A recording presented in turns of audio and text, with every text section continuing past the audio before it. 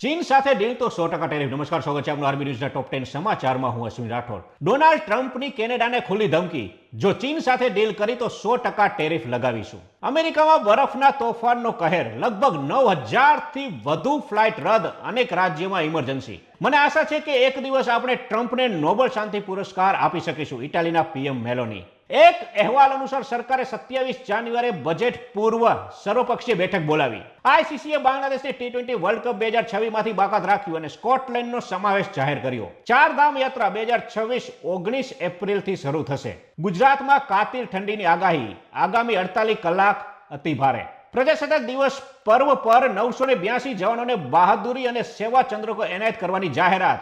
તો રાજ્ય સરકાર પણ પોલીસના 16 અધિકારીને મેડલથી સન્માનિત કરશે. વુમન પ્રીમિયર લીગ 2026માં પ્રથમ વખત આરસીબીને હરાવીને ડીસીએ 7 વિકેટથી જીત મેળવી.